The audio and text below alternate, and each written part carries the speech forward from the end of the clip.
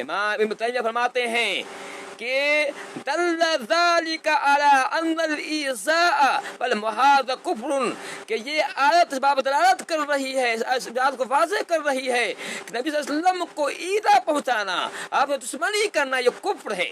نبی صلی اللہ علیہ وسلم کو ایذا پہنچانا، تکلیف پہنچانا، یہ اور آپ دشمنی کرنا یہ کفر ہے، چونکہ ایسے آدمی کے اللہ کہہ رہا ہے کہ اس آدمی کے لیے جہنم ہے، اس میں ہمیشہ ہمیشہ رہے گا۔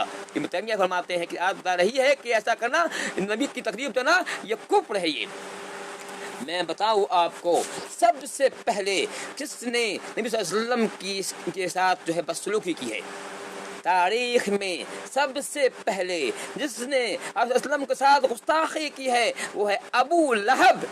جب آپ صلی اللہ علیہ وسلم صفا کی پہاڑی پر چڑھے تھے اور اعلان کیا تھا اور کہا تھا کہ اے لوگوں، میں اللہ کا رسول ہوں، اللہ کا پیغمبر ہوں، میری بات مانو، کہا تھا۔ اس وقت ابو لہب نے کہا تھا تبا لک یا محمد، یہ ابو لہب جس کا نام عبد العزیٰ تھا، اس نے کہا تبا لک یا محمد، اے محمد تیری ہلاکت ہو۔ اس نے وہاں کہا تھا سب سے پہلے اسی شخص نبی کے ساتھ جو ہے نازیبا سلوک کیا تھا، گستاخی کی تھی اور آپ کو شان بدتمیزی کی تھی۔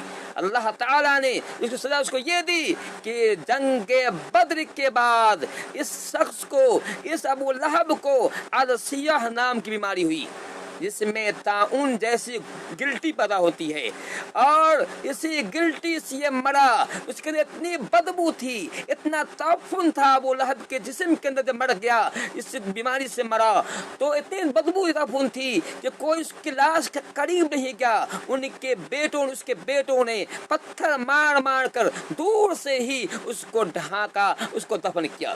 کہنے مطلب یہ ہے کہ سب سے پہلے اس شخص نے یہ بدسلوکی کی، اللہ نے اس کو یہ سزا دی کہ اس کو ایسی بیماری پیدا ہوئی کہ اس کا بیٹا بھی اس کے قریب نہ گیا، بیوی بھی قریب نہ گئی، اس کو یوں ہی جو ہے پتھر مار مار کے دور سے اس کو جو ہے ہلاک کر دیا گیا۔ اتنا ہی کہ نہیں بلکہ اللہ تعالیٰ قرآن کریم میں آیت نازل کر دی جو قیامت تک پڑھی جائے گی، تبت یدا ابی لہب تب، کہ ابو لہب کے دونوں ہاتھ ٹوٹ گئے، ہلاک ہو گیا، اور اس کی بنیاد نازل ہوئی۔ تو میں نے کہا کوئی نئی بات نہیں ہے۔ اسی طرح سے ہم تاریخ پڑھتے ہیں تو ایک اور واقعہ اس میں ہوا تھا۔ عبداللہ بن عباس سے مروی ہے کہ ایک اندھے صحابی کی باندی تھی، ایک صحابی تھے جو نابینا تھے، ان کی ایک باندی تھی جو صلی اللہ علیہ وسلم کو گالی دیا کرتی تھی، اکثر گالی دیا کرتی تھی، اور صحابی منع کرتے تھے لیکن وہ باز نہیں آتی تھی۔ ایک دن وہ صحابی اپنے گھر میں آئے، اس نے ایک رات اس نے دیکھا کہ پیارے نبی گالی دے رہی ہے، اس صحابی کو برداشت نہ ہوا۔ ایک مومن کے شان کے خلاف ہے کہ مومن کے شان، مومن کے سامنے، ایمان والے کے سامنے امام کائنات کو گالی دیا جائے، مومن شان کے خلاف ہوا کرتا ہے، برداشت نہیں ہوتا ہے۔ اس اندھے صحابی کو برداشت نہ ہوا، وہ رات میں اٹھا، تلوار لیا، اس باندی کے پیٹ پر رکھ دیا، زور سے دبا دیا، اس وقت دباتا رہا جہاں تک اس کی موت ہو گئی۔ صبح ہنگامہ ہوا، لوگ جمع ہوئے، اور پھر جو ہے آپ صلی اللہ علیہ وسلم بھی وہاں پہنچ گئے۔ یہ اندھا صحابی لوگوں کو پھڑکتا ہوا نبی صلی اللہ علیہ وسلم کے پاس آیا، پورا معاملہ کا سنا۔ اس نے آپ کو گالی دی تھی، آپ کے ساتھ بدسلوکی کی تھی، اے اللہ کے رسول میرے شان کے خلاف تھی، میری ایمان کے خلاف تھا کہ آپ میرے سامنے آپ کو گالی دی جائے، میری غیرت نہ جاگے، مجھے شان کے خلاف تھا۔ اس نے گالی دی، لیکن میں نے اس کا بدلہ یوں لیا کہ اسے ہلاک کر دیا۔ میں کہہ رہا تھا کہ یہ کوئی افسانہ تھا، جاؤ اس صحابی کا خون رائگا جاتا ہے، اس کو معاف کر دیا جاتا ہے، کوئی بدلہ نہیں لیا جائے گا۔ یہ حدیث ابو داؤد میں بھی ہے، نسائی میں بھی حدیث ہے۔ اسی طرح سے ایک نصرانی، ایک عیسائی اسلام قبول کیا تھا۔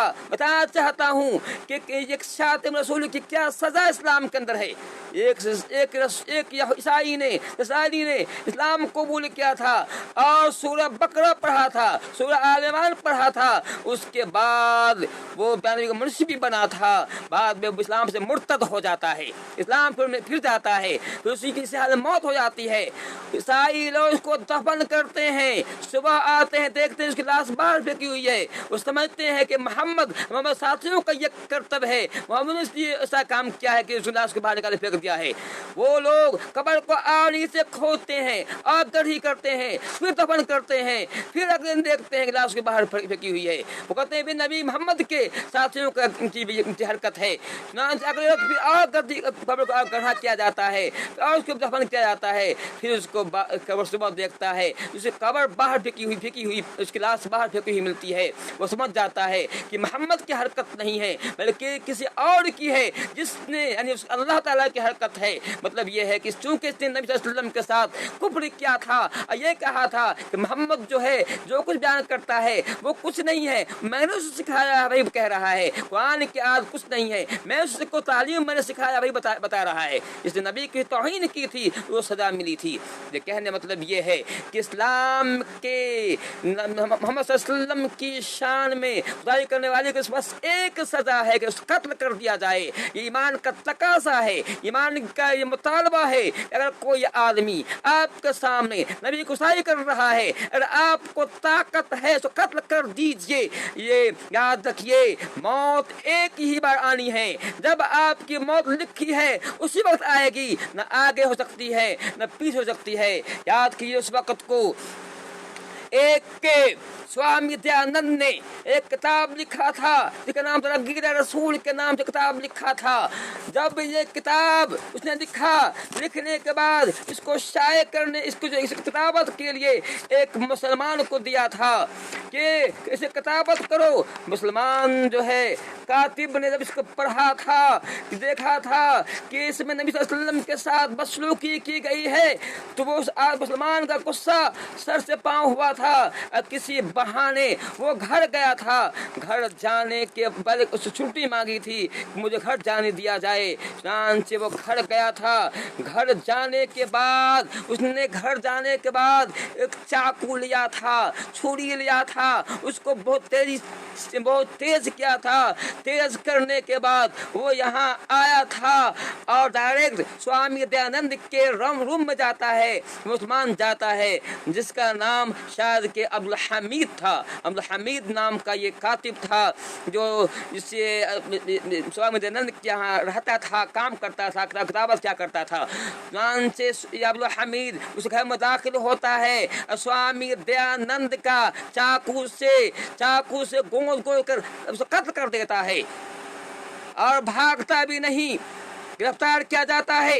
لوگ مشورہ دیتے کہتے ہیں کہ عبدالحمید جھوٹ بول دو، کہہ دو کہ میں نے قتل نہیں کیا ہے، یا یوں کہ میں آپس سے باہر تھا، کہہ دو۔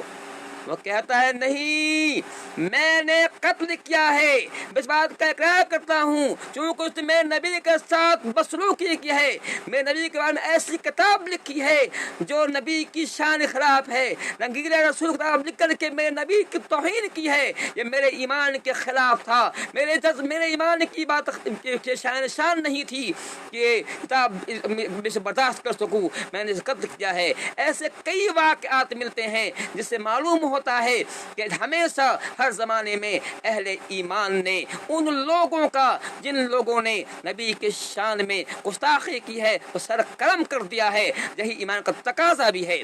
اصل بات یہ ہے کہ یہ یہود یہ نصارہ جو بھی ہیں اسلام کے مخالفین ہیں، وہ اسلام کا سیدھا ٹکر لینے کی طاقت نہیں، قوت نہیں ہے۔ وہ جانتے ہیں کہ اسلام کے پاس جو دلائل ہیں بہت ہی مضبوط، بہت ہی پائیدار ہیں، چنانچہ وہ اس طرح سے اسلام کو مسلمانوں کو مجبور کرنے کی کوشش کرتے ہیں۔